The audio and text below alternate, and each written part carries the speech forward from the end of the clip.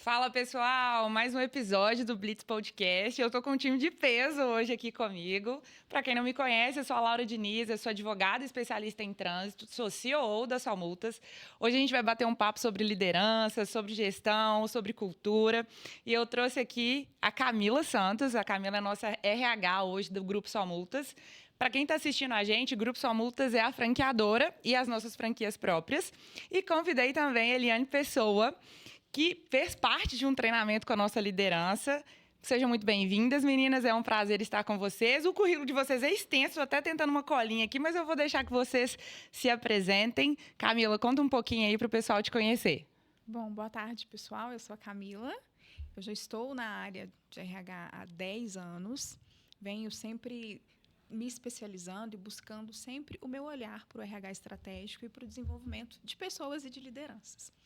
Eu me tornei especialista no RH estratégico e hoje faço aí parte desse time sensacional, que é o time Só Multas, desenvolvendo e criando cada vez mais oportunidades para o nosso time, para o crescimento do nosso pessoal. Seja bem-vinda, viu, Camila? Olá, tudo bem? Eu sou Eliane Pessoa, sou comunicóloga, sou consultora em treinamento, trabalho como docente, também trabalho como analista profiler. Já estou no mercado desenvolvendo pessoas e líderes, é a minha especialidade. E hoje estamos aqui, a Só Multas é uma empresa maravilhosa que eu tive o prazer de qualificar alguns profissionais e outras empresas também, como treinamentos em compras, é o que eu faço. Eliane, o treinamento que você fez com a gente foi, assim, incrível. Eu acho que nesses quase 10 anos que eu estou na Só Multas, foi um dos melhores, se não o melhor treinamento que você fez com a gente. A gente teve feedbacks, assim, primorosos dos nossos líderes. E aí eu queria que você começasse esse bate-papo nosso falando um pouquinho sobre liderança e gestão. Antes da gente começar, eu estava aqui repassando as perguntas e você já me disse que existe um pouco dessa diferença. Qual que é o papel de um gestor? Qual que é o papel do líder? Ele precisa ser os dois? Conta um pouquinho pra gente. Primeiro, fico muito honrada que todo mundo tenha gostado, um time incrível, animado, participativo. E a liderança, ela vem passando por várias transformações. Tem várias definições. Quando a gente fala de liderança e de gestão, significa que o profissional que assume, seja promovido ou ele seja indicado, ele precisa trabalhar dois aspectos. O que a gente chama de gestão? É cuidar dos processos, dos padrões, da qualidade. O que vem a ser a liderança? É entender se as pessoas que estão vinculadas aos processos têm condição de realizar bem o trabalho. Será que elas precisam de treinamento? Será que elas entenderam o trabalho? Será que elas têm dúvidas? Então, o tempo todo, gerir e gerenciar, gerir e liderar, significa verificar os padrões e verificar se as pessoas têm condição de cumprir da melhor forma o trabalho. O tempo todo. E a liderança hoje, a gente brinca, né, que a liderança hoje, o líder ele é um gestor de paradoxos. Então, o que significa isso? Com tantas mudanças, então seja na gestão, seja na liderança, ele não vai mais sozinho realizar essas mudanças ou ajustes. Sim. Ele precisa das pessoas. Então, o líder de paradoxo é aquele que vai fazer a mudança através das pessoas. Então, quando ele faz gestão e lidera, ele prepara o processo, ele cria inovação, ele cria qualidade, mas ele capacita as pessoas e desenvolve para que elas possam exercer da melhor forma o trabalho. Que legal, né, Eliane, passar isso para a gente, Camila, porque gera um gancho também sobre o papel do nosso franqueado.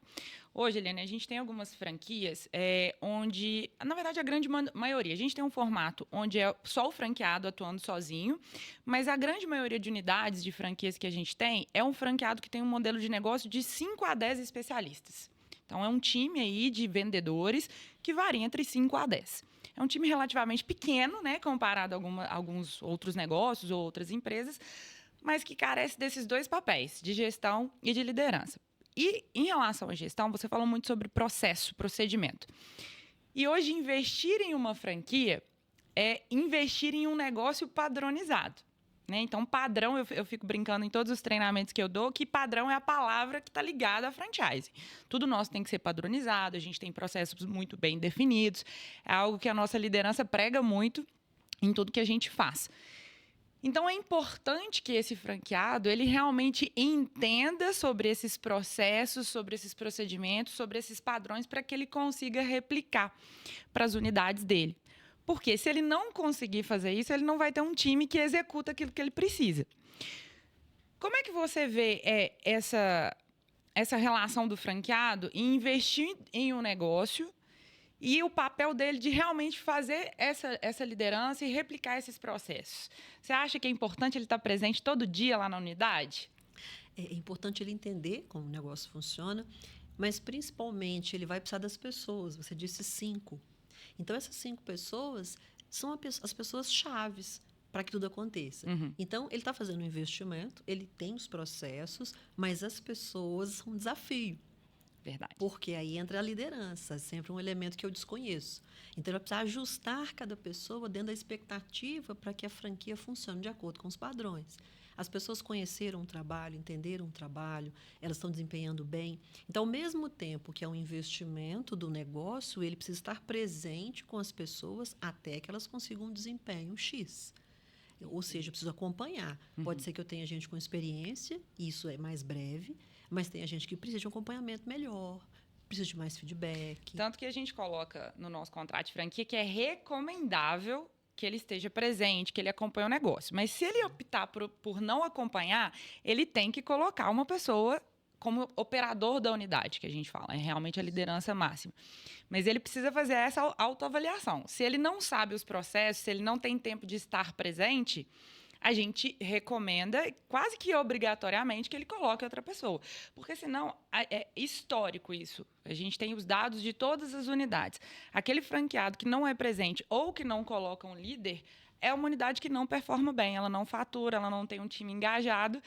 E aí a gente tem uma das maiores dores, que eu acho que é a próxima pauta que eu queria falar com vocês, que é recrutamento e seleção, né, Camila? Sim. Qual que é o grande problema que os nossos franqueados estão tendo atualmente? Primeiro, não ter um fluxo de processo. Não ter este processo. Não existe. Muito dos franqueados que eu tenho contato, ou que já me procuraram, até mesmo através do time do Pablo, né, da Performance, querendo um auxílio, querendo uma luz, uma dica para tocar esse processo, é exatamente isso. Eles não têm o conhecimento, não têm um processo estruturado.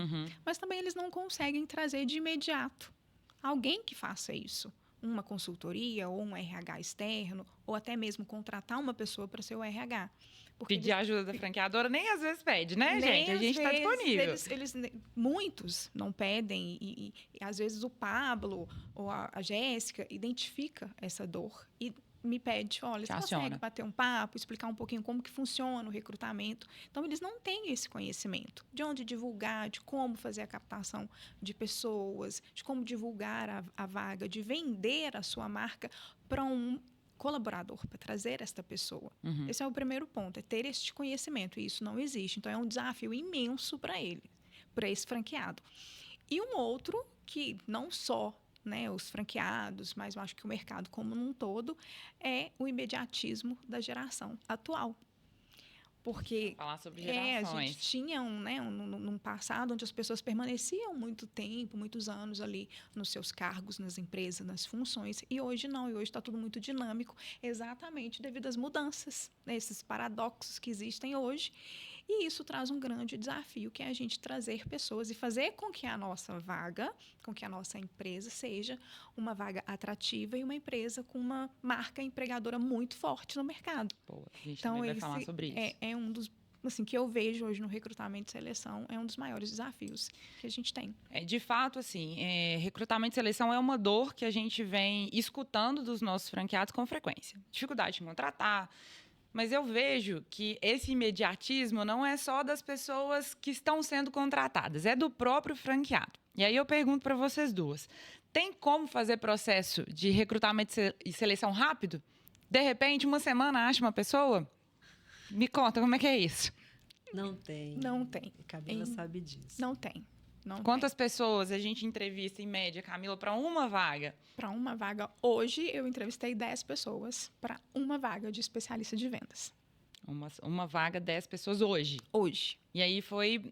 Uma coisa que é legal a gente falar também, que a gente tem um processo seletivo muito bacana que a gente criou dentro da franqueadora. É o que a gente faz para as nossas franquias próprias, né? Para as franquias que são da franqueadora.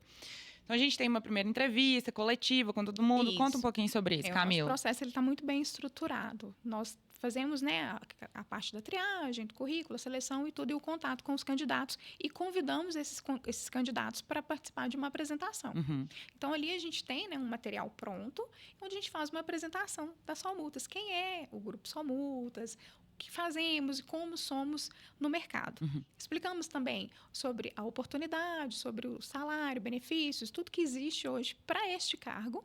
Após esse bate-papo, essa apresentação, a gente entende quem que deseja continuar nesse processo seletivo e aí marcamos as entrevistas individuais, que aí são os papos que eles têm conosco, ou comigo, ou com a Gabi, que está hoje com a gente lá no RH, e a gente faz essa entrevista individual. Uhum. Após a entrevista individual, temos a entrevista com o gestor, que hoje é o Enderson, que cuida das nossas unidades aqui. É nosso BH. gerente das nossas lojas. Isso. Uhum.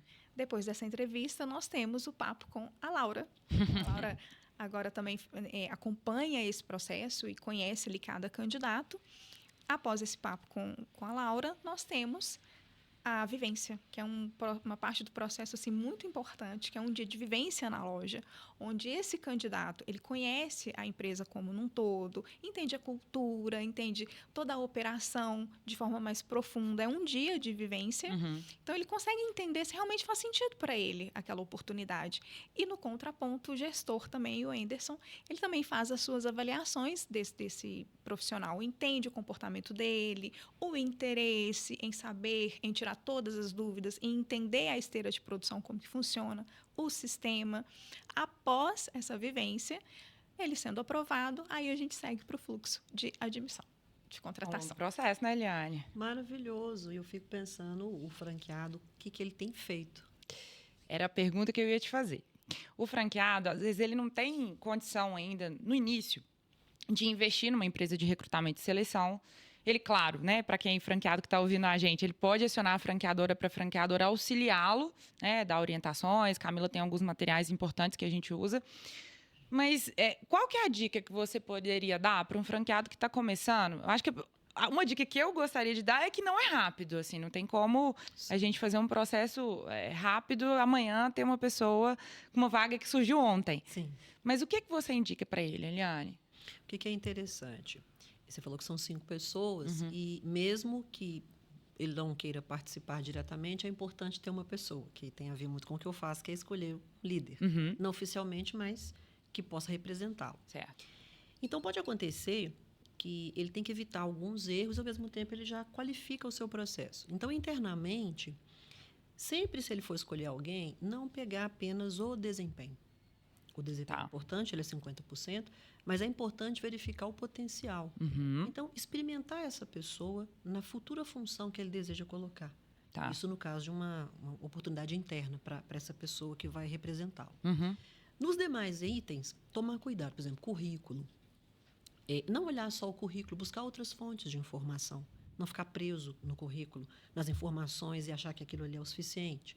Segundo, as outras pessoas da franquia, envolver no processo uma delas. Ele está fazendo entrevista, chama alguém da equipe também, para conversar, para fazer perguntas. Por quê? Porque o candidato tem a oportunidade de ver uma outra perspectiva, de um colega futuro de trabalho. Então, isso pode ajudar. Certo. Outra coisa importante, não centralize em você tudo.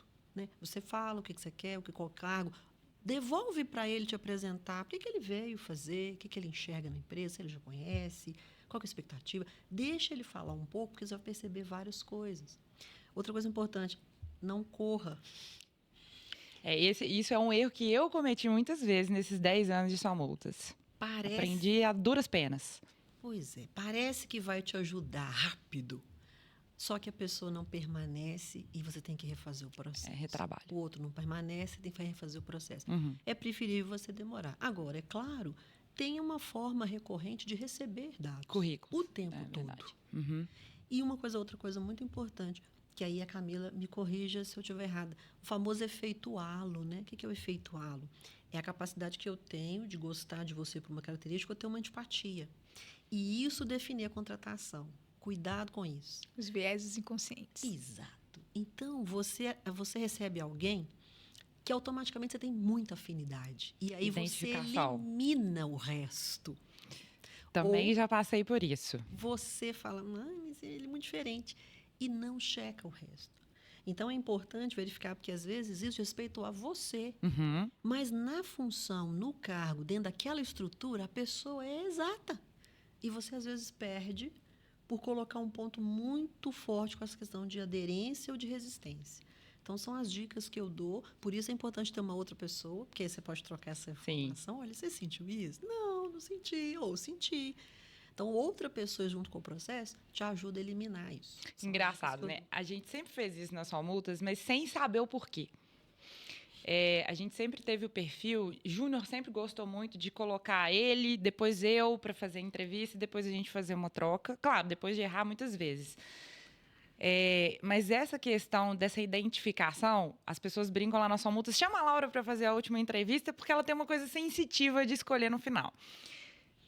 E aí, eu acho que eu já errei de excluir pessoas a partir dessa identificação, mas hoje eu acho que eu me proponho a entender realmente a questão técnica, a pessoa que se adequa àquela função, àquele cargo, com todos os requisitos, porque às vezes eu preciso de uma pessoa que é o oposto da Laura, né? Então, eu tenho características e eu preciso de uma pessoa que tem uma característica totalmente contrária para executar determinado cargo, determinada função. Mas aí, quando eu acho essas pessoas, aí no final vem essa identificação e eu acabo optando por ela. Quando eu tenho pessoas que estão qualificadas para aquela função. Estou errando ou estou acertando? Não é uma questão de erro ou acerto, mas busca mais informação. Tá. Tendo a resistência ou tendo a identificação, busca mais informação, principalmente com duas coisas. A descrição do cargo. Sim. E a aderência à cultura. Gostei demais dessa pessoa. Ela vai entender o que a gente faz aqui? Ela vai entender o nosso protagonismo, a nossa agilidade? Ela vai entender como que é importante cumprir a meta? O que isso representa? Isso não tem a ver com identificação, tem a ver com a pessoa. Então, quando a gente parte para essas duas coisas, resistência e identificação, a gente pode esquecer de olhar a aderência à cultura, que é o motivo pelo qual a pessoa sai. Não é pela nossa afinidade. Sim. Não adequou. Somos competitivos. A pessoa é altamente agregadora. Temos um ritmo. A pessoa é extremamente mais lenta. Maravilhosa. Mas não vai aguentar. Não. Sai. É o perfil das Somultas mesmo. E como que a gente faz para a gente conseguir chegar nessas perguntas, assim? Na verdade, eu acho que isso já é uma resposta, né? Fazer perguntas, eu acho que foi algo que, pelo menos, eu encontrei para realmente fazer a pessoa falar. Eu já errei muito em falar muito mais numa entrevista, querer explicar quem a gente é demais e eu não entender se era uma pessoa que tem esse mesmo ritmo que o nosso. E aí eu passei a fazer mais perguntas. Sim. Isso é bom? Isso é válido? Eu queria muito que a gente desse essas dicas para o franqueado que está assistindo a gente. Como que ele deve conduzir uma entrevista? Eu acho que, claro, essa sua dica de trazer uma pessoa do time, achei sensacional, acho válido isso. É o que a gente faz sem saber, assim, né? Não com a Camila, acho que depois que a Camila chegou, a gente colocou todos os processos bem alinhados, mas a gente fazia isso antes. Mas e o franqueado? Na hora que ele está conduzindo uma entrevista, o que ele deve fazer? Sim. Como é que ele pergunta, assim? O Camila, como você tem um processo muito bem estruturado, eu que já participei de algumas entrevistas. O que é importante? Primeiro, o franqueado tem que se planejar. Tá? Estuda o currículo. Tá. E define o que você vai falar da empresa. Na sequência, gasta os primeiros momentos para entender o candidato, em termos de quem ele é, o que ele já fez, o que ele quer fazer e o que ele pensa em termos de futuro. E aí, traga situações práticas, porque aí ele vai conseguir te ajudar a ver se ele está realmente naquela aderência. Por exemplo, olha, a gente tem uma situação assim, que o cliente fala assim, assim, assim. Boa. Se você estivesse aqui, que resposta se daria? Olha, já aconteceu uma situação assim, que a gente teve essa situação, mas aí foi fora da empresa, foi um órgão fiscalizador, aconteceu isso. Como que você faria? Trazer situações práticas vai ajudar a pessoa, mesmo que ela não tenha uma vivência, mas ela vai te dar uma linha de raciocínio. Inclusive, pensamento analítico é a qualidade mais hoje vista em 2025 por processo seletivo. Capacidade de análise. Porque a gente tem muita inteligência artificial, todo mundo recorrendo para resolver. Verdade. Mas eu preciso saber o seu entendimento do problema e como é que você resolveria.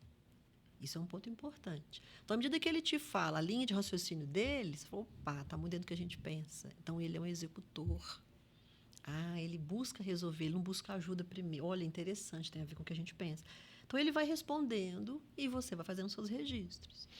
Então, eu penso que coisas práticas Olha que vão ajudar. fantástica. Exato. E só para completar, essas informações, né, quando você parte para algo mais prático, perguntas do dia a dia, das vivências, do que acontece dentro de uma unidade, dentro dos processos, olhando até a cultura mesmo da empresa, você consegue linkar com o que diz o currículo desse candidato e com alguns testes que hoje a gente já até compartilhei com alguns franqueados, o teste que a gente consegue hoje enviar para os nossos candidatos, porque nesse teste traz o quanto que ele é analítico, O perfil dele, né? O perfil dele, tanto que ele é executor, porque aí você consegue realmente ter ali insumos para entender se realmente esse candidato vai fazer sentido para aquela vaga, para aquela oportunidade. Boa, então esse teste já é algo preliminarmente que já dá um caminho para ele conduzir essa entrevista. Sim, né? já. E eu não abro mão dos testes tradicionais, porque às vezes eu tenho pessoas incríveis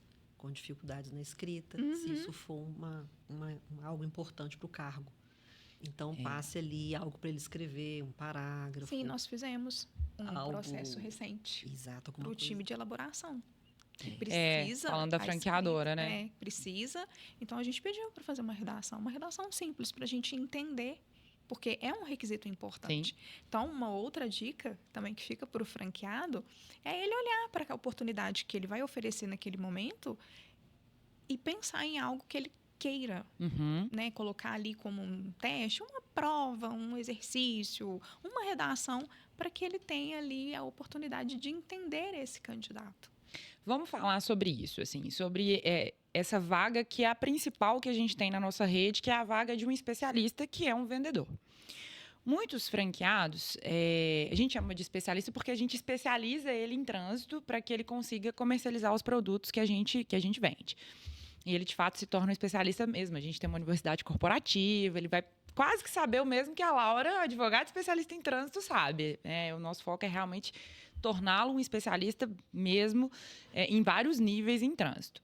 Só que tem muitos franqueados que têm como estratégia, eles optam por contratar pessoas de primeiro emprego. Então, 18, 19 anos. Isso é uma boa estratégia? Se sim, como que a gente pode conduzir essa entrevista se a gente tem uma situação onde é um recém-formado do ensino médio que não tem um currículo de trabalho ainda? Como é que a gente pode ajudar o franqueado nessa entrevista? Eu trabalho com jovens aprendizes, eu vejo que é interessante investigar o nível de aprendizado. Tá. Né? O que ele tem aprendido. Apesar de ser primeiro emprego, ele fez algum curso por conta própria? É interessante perguntar. Fiz. Como é a questão da tecnologia para você? Como é que você aprendeu? Então, o fato dele ser uma pessoa que busca, que é curiosa, já dá uma ideia de que ele vai absorver bem. Sim. Né? Então, quando eu não tenho experiência, eu vou trabalhar o comportamento dele no estudo, no aprendizado. O que você se deu melhor na escola? Qual matéria que você... Eu vou investigar a sua capacidade de desenvolvimento. Porque aí eu vou falar, olha, eu achei interessante isso aqui para você, porque pelo fato de você não ter experiência, a gente vai ter tantos dias nisso aqui, tanto isso, eu preciso disso. Então, o que você fez para conseguir fazer esse curso é o que eu preciso aqui hoje. Você falou comigo que você conseguiu aprender em 30 dias, aqui é bem menos tempo. Então, assim, eu vou começar a levar o conteúdo que ele aprendeu com o meu, que em breve, quando ele assumir o cargo, ele vai aprender. Então, quem não tem experiência, eu vou trabalhar os hábitos, o comportamento desse jovem. E tem jovens incríveis. E aí fica a minha pergunta. Hábitos. O que a gente pode perguntar relacionado à vida do colaborador? Eu vejo algumas discussões no LinkedIn sobre isso, da vida pessoal. Qual que é o limite? Eu vou trabalhar com informações básicas para conhecer um pouco, né, a vida, se você tem irmãos, se é o mais velho, essas coisas assim. Mas eu vou muito mais entender... me conta como é que começou. Por exemplo, você começou a estudar. Você que escolheu sua escola? Eu vou mais entrar no que ele pôde decidir na família. Entendi. Você está no primeiro emprego, por que você veio? O que você imagina? O que você sonha? E eu vou trabalhar o presente e vou trabalhar o futuro. Né? Você está começando com 18. Com 25 anos, o que você imagina que pode acontecer? Eu vou trabalhar a linha de raciocínio dele o tempo todo. Que legal você falar disso, porque o Anderson foi seu aluno, né? O Anderson, nosso gerente das nossas lojas. E ele trabalha tanto sonho com a equipe, né? Futuro.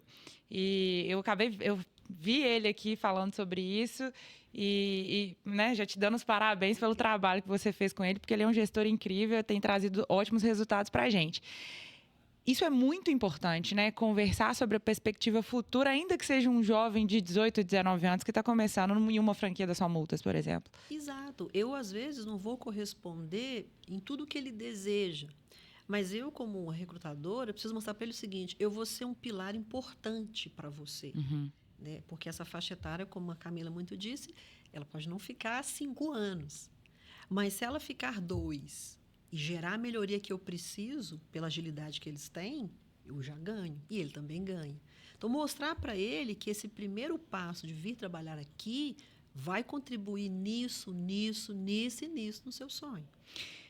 Outra pergunta. Faz sentido mesclar gerações numa equipe pequena como essa, de 5 a 10? Total. É? Eu também acho. É importante até mesclar.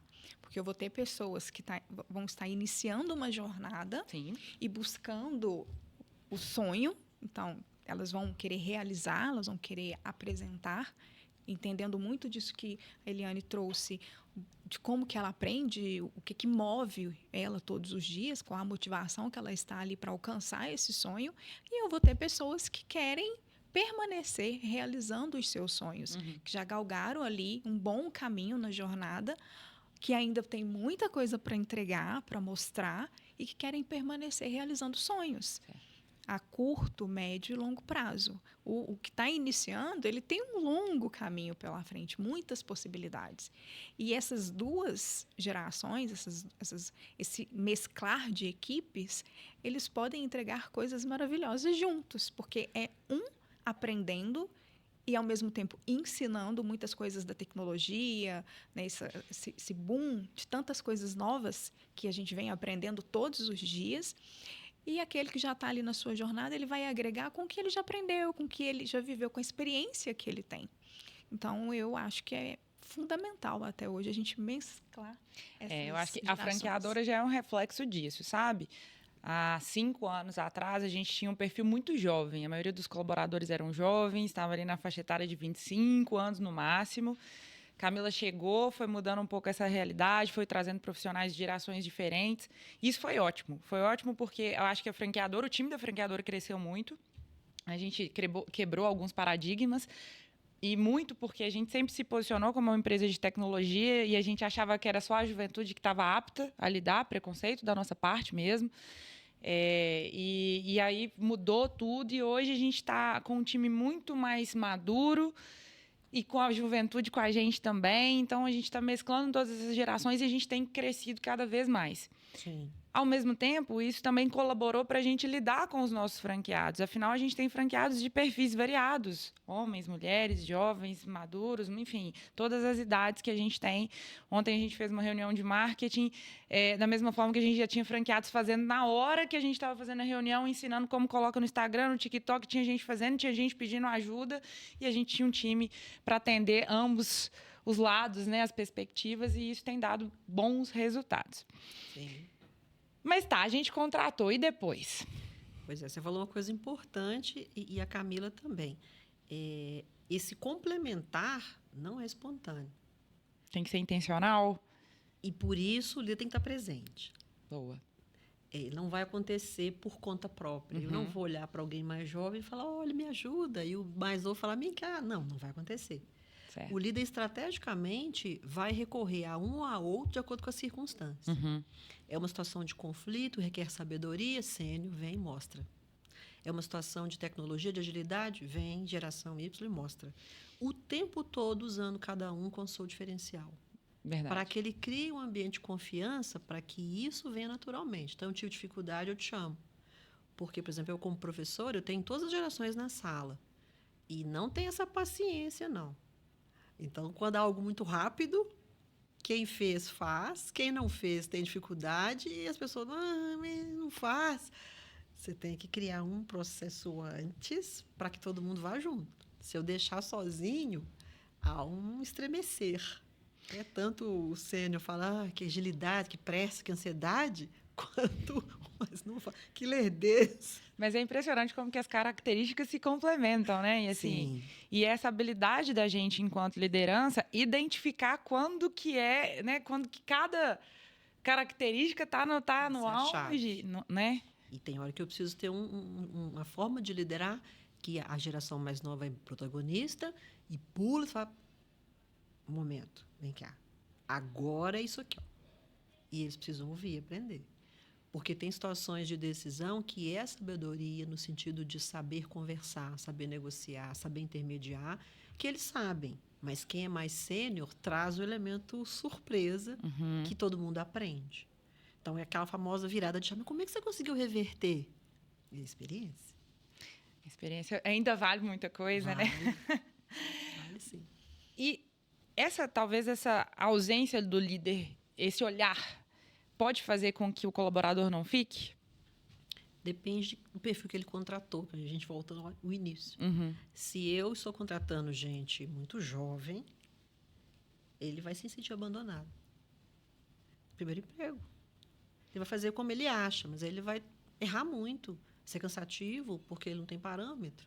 Então, se a gente pode afirmar que se o franqueado está optando por contratar esse tipo de perfil de primeiro emprego, exige uma presença. Defina uma data limite, negocie com as pessoas. Olha, os primeiros 20 dias, os primeiros 15 dias, primeira semana. Para quê? Para alinhar. Mesmo alguém sênior, eu não conheço da empresa, eu venho com outros hábitos. Eu tenho um jeito de trabalhar diferente. Será que vai adequar? E aí, essa primeira semana, os primeiros 15 dias, ele vai alinhar todo mundo na expectativa do que é esperado. É muito importante essa presença, né? Não deixar solto, porque é retrabalho para ele depois. A gente falou brevemente em algumas falas nossas muito sobre cultura. Eu acho que a partir do momento que a gente está falando de franquia, a gente já tem uma cultura que vem da marca. Já é algo construído pela marca. Mas eu falo que tem mini culturas de acordo com cada equipe dentro da franqueadora, que é a criadora da marca, e tem a cultura de cada franqueado, né? A gente tem mais de 100 franquias espalhadas no Brasil todo, e por mais que o franqueado siga os processos implementados pela franqueadora, criados pela franqueadora, tem a sua cultura, né, em cada franquia. Cultura, o que é cultura? Conta para quem está assistindo a gente, porque tem várias definições. Tem gente que confunde a questão cultura de maneira pejorativa, falta de educação, escolaridade. Não é isso. Né? Cultura é um conjunto de hábitos, de costumes, de formas de agir que as pessoas compartilham, seja dentro ou fora da empresa. Então, dentro de uma empresa maior, se você pega TI, são hábitos X. Se você pega o comercial, hábitos Y. Se você pega o atendimento, hábitos Z, que a gente chama de subculturas. Então, eu gosto muito do Edward Schein, que fala no livro dele de cultura. A cultura é representada pelos símbolos, a marca, o uniforme, o layout. É marcado pelos heróis, que é a referência de quem são as pessoas chaves. É marcado pelos valores. É marcado pelas práticas. Como é que a gente faz as coisas? Então, em cada franquia, existe o padrão, mas a gente tem o nosso jeito. Que eu continuo aqui, você termina, na outra franquia eu faço tudo, entrega o padrão, mas o jeito que a gente faz é nosso. E é interessante o franqueado criar uma cultura positiva, no sentido de ela nos fortalece. O jeito que a gente faz as coisas funciona para nós. Então, se vier uma demanda, se vier uma situação de desafio, a gente dá conta. Por quê? Porque está prazeroso. Quando é uma cultura de muita cobrança, microgerenciamento, se vier mais coisa, fica pesado. Então, não é mais assim, tem que ser a cultura igual. Não, ela pode ser a sua cara, mas ela tem que refletir um desempenho que as pessoas se sintam prazer em fazer aquilo. Porque a gente tem hábitos complementares. Mas quem é o guardião da cultura? Os líderes. Boa. Eu olho para você e vejo como que você faz. Pode fazer isso? Não pode fazer isso. Pode falar? Não pode. Eu busco uma referência. Por isso, de novo, a presença dele para criar essa cultura do que é interessante fazer, do que é interessante não fazer. Quando que eu aciono ele, quando que eu não. que hora que eu aciono fora da franquia, que hora que não. E ele precisa determinar isso, senão cada um faz do seu jeito. É engraçado, né?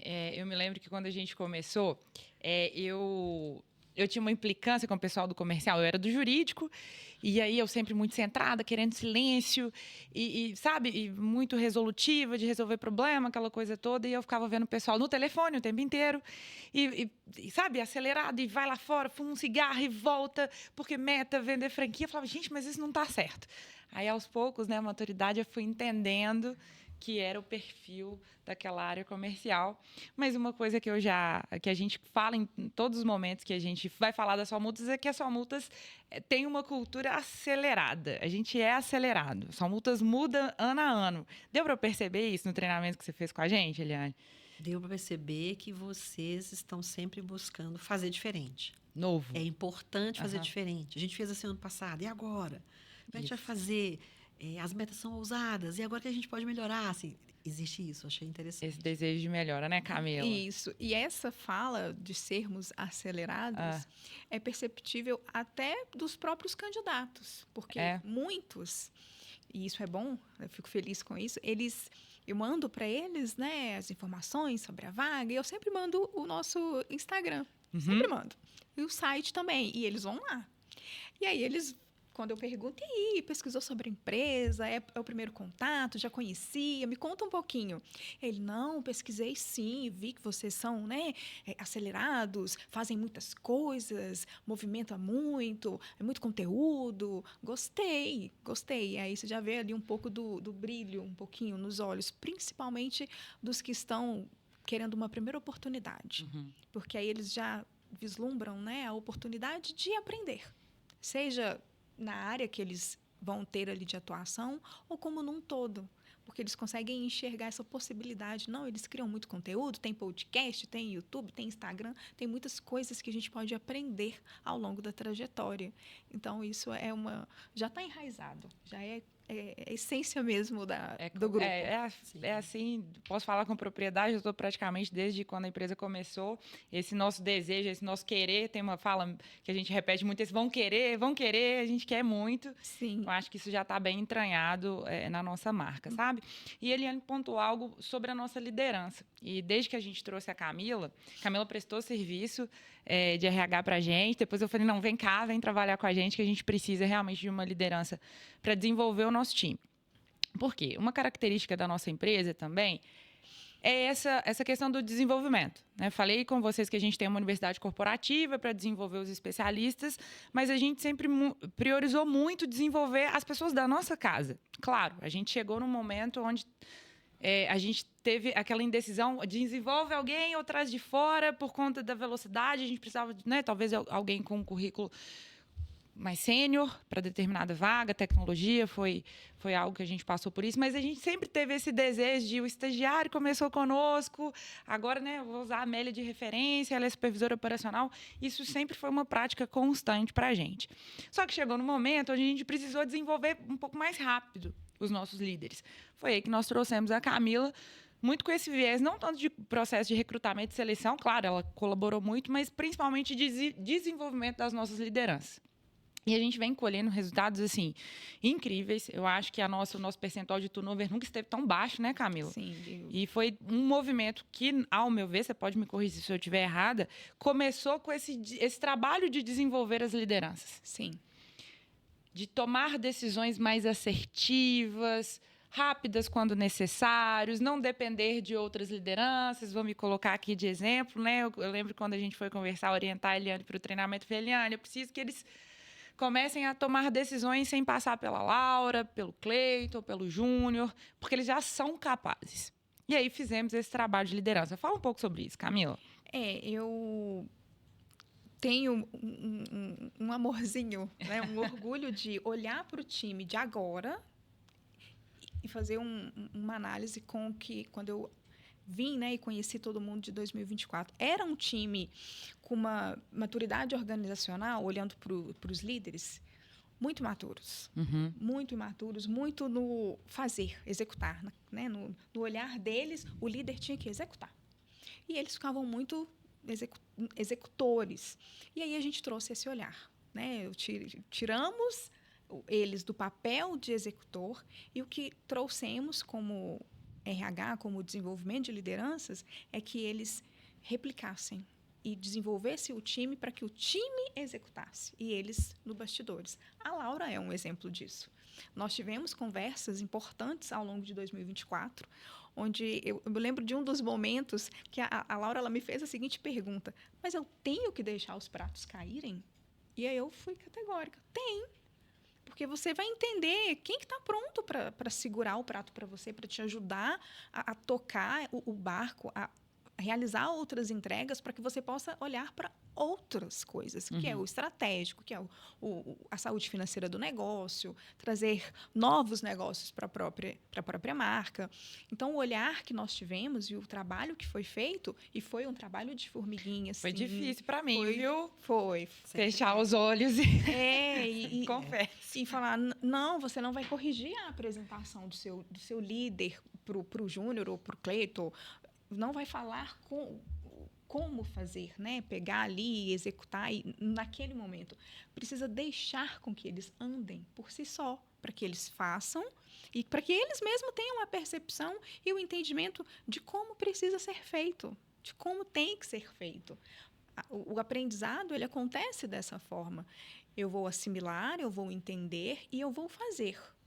A partir do meu fazer é que eu vou entender como eu preciso preparar um material para a Laura, preparar um material para o meu liderado. Tomar uma decisão. Tomar uma decisão. Se eu nunca tomo uma decisão, se eu sempre vou no RH, ou se eu sempre vou na sala da Laura para saber o que decidir, eu estou executando, eu não estou sendo líder. E também não estou desenvolvendo o meu olhar estratégico para o negócio. Porque para tomadas de decisões, eu preciso entender o negócio como um todo. Eu no papel de líder. Porque eu vou desenvolver, eu vou capacitar os meus liderados. E a gente viu isso acontecer e estamos vendo isso acontecer. Tivemos promoções recentes. A Amélia saiu de férias e o time dela caminhou. Sozinho. O time da Amélia é o maior time hoje da franqueadora, e o time andou. E ela voltou, assim... Não só como andou, como fez boas entregas. Então, É isso. É desenvolver e trazer para o líder que ele precisa gerar resultado, mas quem vai fazer e executar é o seu liderado. E ele fez isso, aí ele está desenvolvendo e tendo o papel dele de líder. Aí ele pode se intitular: eu sou o líder. Deu para perceber isso no treinamento, Eliane? Deu para perceber e vem muito com o que eu prego, né? Eu como mentora de líderes estreantes. Né? Quem vai assumir uma liderança é exatamente este plano que eu peço. Como você vai fazer para distribuir algo que você domina tanto? Então, ele já pensa sobre isso. Para quando chegar o momento, ele vai se lembrar. Pá, eu podia fazer. Fulano, vem cá. E ele vai estrategicamente distribuindo. Então, percebi, sim, que alguns já entendiam isso, mas não sabiam como fazer, por uma questão de confiança. Mas ninguém está falando de amanhã você soltar tudo. Sim. Você vai aos poucos. Eu fechei o olho assim, ó. E o que você falou que eu vejo que é um dos ganhos de ser líder. Quando você deixa na mão do time e o time resolve. Aí você entende um dos prazeres da liderança. Eu acho que eu vivi um conflito, eu acho que muito grande. Eu sempre senti confiança deles em mim, isso é algo... Eu sempre gostei de ser uma líder aberta, né? Disponível. Então, eu estou aqui, eu sempre me propus a ser esse tipo de liderança. Mas, ao mesmo tempo, eu cheguei num momento onde eles me perguntavam coisas da qual eles tinham muito mais domínio do que eu, operacionalmente falando, mas eles queriam que eu fizesse sim com a cabeça, para ter a afirmação da Laura no final. E eu fiquei nesse conflito, né, de parecer que eu não estou disponível, me colocar num lugar até arrogante, né, de não posso falar sobre isso. E, né, com o direcionamento da Camila, eu fui conseguindo um meio termo. E hoje eu vejo que eles realmente caminham, são líderes que eu espero, que a empresa espera, acho que até melhores do que eu, acho que isso me traz uma realização muito grande, sabe? Você acabou definindo um reajuste da cultura, porque a cultura começa com o fundador, práticas do fundador. Então, se eu quero melhorar a cultura, a mudança é do alto. Então, quando eu direciono aos poucos, resolve, eu estou criando um outro hábito cultural. Sim. Quem vai vir agora já vai ter mais autonomia. Olha que bacana. Essa aqui é a vantagem de você trabalhar a cultura. Quem vai chegar agora fala, vocês podem fazer? Pode, eles dão autonomia para a gente, pode ir lá. Se chegasse há 3 anos atrás, não, tem que perguntar para lá. Isso é cultura. Como que as coisas funcionam. É verdade. Muito bacana. Deixa aí o tema polêmico para o final. Vamos falar sobre gerações. A gente falou muito sobre idade, sobre esse perfil de primeiro emprego. Existem discussões sobre a geração mais nova, a geração mais velha. As pessoas brincam comigo, sua geração, meu irmão mais novo, a namorada dele mais nova, falando, sua geração é a geração do burnout, só quer saber de trabalhar, a gente é mais tranquilo. E o que é verdade, o que é mentira nessa conversa? Eu vejo que tudo tem exagero. Tem. E um pouco de injustiça. Uhum. Então, como a gente comentou aqui, é importante ter todas as gerações, mas é importante o líder entender porque elas foram forjadas em momentos diferentes. Então, tem várias classificações, mas eu gosto de uma que define geração Baby, nascidos em 46, geração X, nascidos em 65, geração Y, nascidos em 81, geração Z, nascidos em 97, geração Beta, 2010, geração Gama, 2020. As duas primeiras, Baby e X, elas passaram por situações completamente diferentes das gerações Y e X e Z, que foi a pandemia. Nada na história houve. Então, são gerações que viveram o isolamento. O mercado de trabalho virou de ponta cabeça. As perspectivas. Então, é completamente diferente. E, ao mesmo tempo, a geração Baby e X viveu um momento em que, para comprar um imóvel, a mulher tinha que pedir ao marido autorização. Não tinham líderes mulheres. Então, elas vivem situações diferentes e a liderança precisa trazer isso para mostrar o valor de cada uma. Não é uma contra a outra. Todas elas têm as suas razões. Mas é importante entender que elas são fruto do contexto de cada uma. As gerações mais antigas, a rapidez com que hoje a geração mais nova chega era impossível. O reconhecimento seu na empresa ele levava no mínimo 15 anos, porque os processos das empresas eram outros. É verdade. Agora, essa agilidade é necessária, por quê? Porque ele vai ter, a geração Y e Z, no mínimo 6 carreiras. As outras 2 foram criadas para ter a mesma. Então, tomar cuidado para não ter injustiça nem da mais nova com a anterior, nem a mais sênior com a próxima, porque são momentos diferentes. A liderança precisa trazer nas reuniões e conversar sobre isso.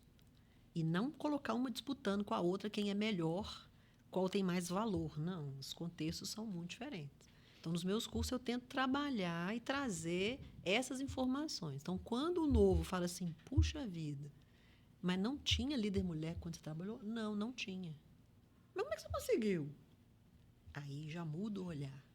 Quando o mais sênior olha para o mais novo, fala, mas você já aprendeu? Já, eu fiz um curso disso, tem esse curso aqui, tem essa facilidade. Vi um vídeo no YouTube, eles aprendem umas coisas numa vou facilidade. Compartilhar com o seu link. Aí você mostra o ganho. E aí diminui essa tensão. A liderança tem que trabalhar isso. É o desafio da liderança. Se você deixar, vai ficar um contra o outro. Mas é injusto. É injusto. Eu sinto muito que a gente quer impor a nossa geração na geração que está vindo, né? Os nossos métodos. E se a gente fizer isso, a gente só vai perder as pessoas, né? Vai ser um fluxo de entrada e saída incontrolável. Porque entra nessa disputa. E o ponto principal é deixar claro que não é uma disputa. Cada geração teve o seu contexto, teve suas particularidades. O líder e a gente como RH, como empresa, pegar todas essas vivências e fazer com que se agreguem. E não vire uma disputa, uma guerra. Exato. Porque a gente não está falando que uma é melhor do que a outra. Cada uma teve um contexto, cada uma teve vivências diferentes. Mas eu acho que é mais fácil a gente transferir a culpa para o outro, né? Falar assim, tá difícil contratar, não acha ninguém para trabalhar, porque eu quero alguém do meu jeito, do meu método, da minha geração, que faça as coisas que eu faço, que acredite nas coisas que eu acredito. E essa pessoa não existe além de mim, né? Ela até existe, mas ela está numa outra realidade de mundo que a sua vaga não é atrativa. Eu estou com meus filhos, eu estou com os meus pais em casa, não dá para oportunidade, não dá para pegar oportunidade. Aí quem está para pegar oportunidade é o 35, é o 28. Mas o mais importante é deixar qual que é a expectativa no desempenho do cargo. Também não pode deixar solto, mas a gente tem aqui alguns parâmetros importantes. A gente tem algumas questões para a nossa sobrevivência e convivência. Tá bom para você? A gente dá autonomia? Dá. Algumas negociações. Aliás, expectativa mesmo, né? O que eu espero, o que você espera. Exato. Ver se funciona para você, funciona para mim. Mas eu posso ter alguém surpreendentemente diferente de mim que vai realizar algo que eu jamais poderia pensar. Essa que é a beleza. Claro. Eu acho que o diferente agrega, né? Sempre. Mas vou trazer para um tema um pouco mais prático. A questão do home office. A gente estava falando sobre cultura. Isso não é uma cultura das só multas, tá? A gente tem alguns cargos que a gente tem feito concessões, principalmente atrelada à maturidade, à própria execução da tarefa. Algumas tarefas exigem o presencial, outras nem tanto. Vou dar um exemplo da equipe de tecnologia, que é cultural dessa equipe trabalhar o home office, mesmo assim, de forma home office, mesmo assim a gente optou pelo híbrido. O Dave, enquanto gestor, faz questão da presença do time, pelo menos o time completo uma vez por semana, intercalados dias. Isso é algo que faz parte da cultura da Só Multas. O Dave é alguém que também está desde a fundação da empresa. Eu vejo algumas empresas que estão fazendo esse movimento, né, depois da pandemia, todo mundo home office, está voltando agora, está mesclando. Tem um jeito certo? Não tem. Tem um jeito que funciona para o negócio. E isso tem que ser alinhado com as pessoas. E quem vai entrar é o que a gente estava conversando, né? O perfil, como que é isso para você? Uma das perguntas tem que entrar. Como que é para você vir só ou vir 2 vezes na semana? Entender isso. Mas é muito cada negócio, porque às vezes não funciona todo mundo vir todo dia e não funciona todo mundo ficar em casa. Mas são negociáveis. E aí eu vou sempre mostrar por que a gente está fazendo dessa forma. Porque a gente tem essa situação, a gente tem esse desafio que à distância a gente não vai conseguir resolver. A gente tentou e não é por aí. A gente tem que estar... Então, deixar claro os processos para quem está e negociar com quem vai chegar. Quem chega tem que aceitar a forma que é. Nos processos seletivos, eu sempre trago esse alinhamento. Esse alinhamento. A cultura é essa. Então, a primeira pergunta. Antigamente as pessoas perguntavam o salário, hoje não. É 100% presencial? Ou é presencial? É presencial.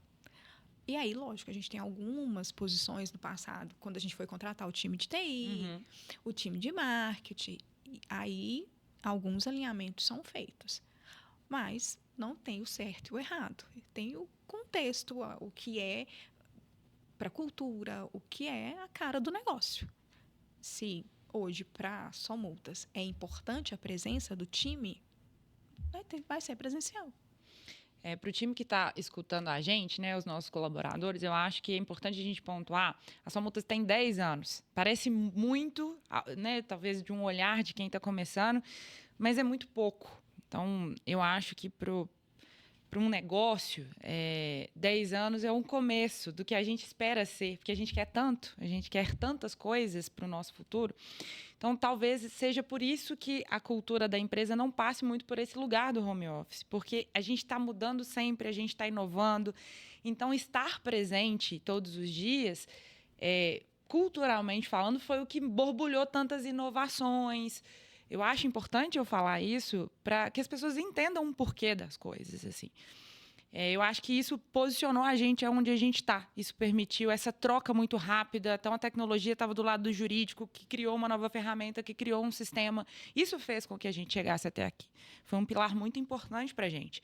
Então, é por isso que isso faz parte da cultura da nossa empresa. E eu acho que é algo que a gente tem que falar cada vez mais, justamente para a gente fazer esse tipo de alinhamento. Pode ser que isso mude no futuro? Pode ser. Mas agora isso faz parte da nossa cultura. Era isso que eu ia ponderar. Hoje, faz parte da cultura ser o presencial. Mas a empresa está caminhando para novos voos, temos, né, novos alinhamentos e nada impede que isso no futuro não mude, não passe para uma nova configuração. Até porque as empresas que após a pandemia, conseguiram permanecer no 100% online, houve uma construção muito bem feita no presencial que permitiu isso. Sim. Estavam preparadas. As que não Duras, né? estavam, foram e voltaram. Mas quem tinha feito bons processos, tinha redesenhado muito bem as configurações, pôde ir. Então, você falou, amanhã pode ser diferente, mas a gente está em construção. O negócio precisa ainda do presencial. Sim. Para que a gente possa chegar num patamar de resultado, de desempenho, etc. Queria que vocês deixassem, a gente já está chegando no final desse bate-papo, um recado principalmente para aqueles que querem se tornar liderança. Seja um franqueado que quer mudar a postura dele, quer se tornar um líder melhor, ou para um colaborador, né, que quer se tornar um líder, quer ser um operador da unidade, da franquia, ou quer ser um líder de alguma equipe da franqueadora. Eliane, dá o seu recado para quem está ouvindo a gente. Olha, o recado que eu dou, se você quer a liderança, seja por você mesmo, um convite, você vai se basear em 3 aspectos importantes: os desafios externos, os desafios internos e os desafios da liderança. O que eu chamo de desafios externos? Avalia tudo aquilo que impacta o seu resultado fora da empresa e fora de você. O mercado, a economia, a questão política, econômica em geral. Isso, de alguma forma, afeta o mercado consumidor e que te faça ter estratégias diferentes? Desafios internos têm a ver com o que você trabalha, as áreas, a inovação, a tecnologia. Você está conseguindo se adequar e se atualizar na velocidade necessária? Você está com as habilidades importantes para desempenhar bem o seu cargo? E os desafios de liderança é pensar que, sendo líder hoje ou vai ser líder amanhã, eu vou precisar ter conversas difíceis, eu vou precisar dar feedbacks contínuos. A liderança não é algo que é para me agradar, a liderança é para fazer o que é necessário, mas automaticamente eu tenho respeito à autoridade. Então, sempre pense, desafios externos e internos da liderança. O quanto que eu estou trabalhando isso bem. Quanto mais eles estiverem alinhados, mais eu assumir a liderança, vai ser menos difícil, mais prazeroso, e você vai perceber os resultados com muito mais eficácia. Acho que eu poderia ouvir a Eliane falar por horas. A gente vai ter que chamá-la de novo para o podcast. Inclusive, Camila, obrigada por esse presente. A gente conheceu a Eliane através de você. Ai, que bom. O presente é meu e a honra é minha. Eu fico muito feliz, acompanho já a Eliane há bastante tempo e compactuo com toda a bagagem, com tudo que ela compartilha nas redes, quando temos a oportunidade de nos encontrarmos, né, nos encontros do Coparticipar, que é um grupo que fazemos parte em comum. E é muito disso. O papel do líder é desenvolver, é agregar para as pessoas e para o negócio. Então, para quem deseja hoje estar num papel de líder, eu compactuo muito com o que a Eliane trouxe, mas eu tenho uma premissa que eu falo para todos os líderes: entenda se essa cadeira realmente está de acordo com os seus propósitos, com os seus valores. Porque liderar não é brilhar, é deixar que o outro brilhe.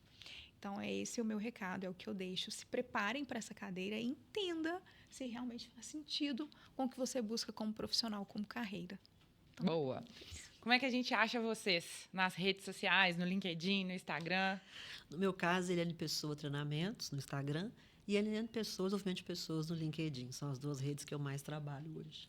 No meu caso, LinkedIn, Camila Santos, e também no Instagram, me acham lá como Camila Santos, que é o meu perfil pessoal, e o meu profissional, camilasantos.rh. E no da Salmutas, que é E no Camila da Salmutas. por lá. Sempre lá.